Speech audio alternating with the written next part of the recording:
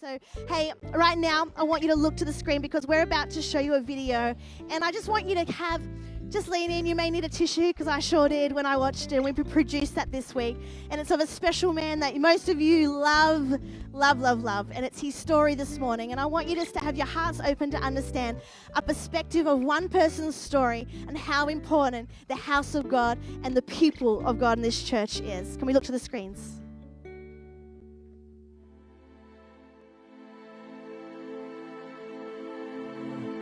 During April 2022, I can't remember the exact date, I had to wake my wife Trudy up in the middle of the night. It was about 3 a.m. and I was in such pain that I'd never ever experienced before.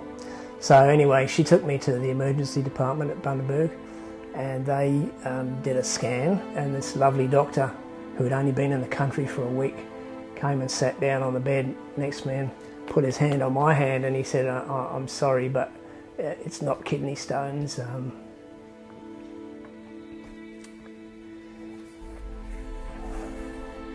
The cancer's spread all over your body, and I'm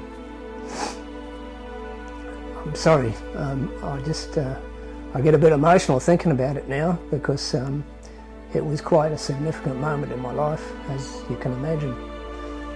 So they told me at the time that the cancer was in my kidneys, lung, liver, spine, ribs, pelvis and lymph nodes, and they told me the prognosis was 4 to 6 months.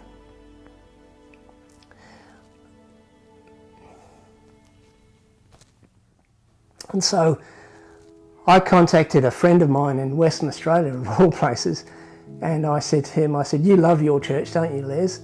And he said, yeah, I sure do. And I said, could you find out if there's any churches like that over here in Bundaberg? Because I said, I've just got no idea who to turn to or where to go. He contacted a friend of his who contacted somebody else in Tasmania, and that person contacted somebody else in the church at Citicoast. Walking into Citicoast Church, the welcome that I got made me feel like for the first time in my life I belong somewhere. And Trudy and I feel like we've got a brand new family, and it's very powerful. Sometimes I've had the odd Sunday, I think 2 Sundays since I started coming to church, where I haven't been well enough and I've watched it at home. But if I can possibly make it, I get in here and I always feel better once I've been. I always feel the healing power of God, and I feel the support of my church family. So today, Trudy and I bring our gift to the church with faith, great faith. I have great faith that I am going to be healed.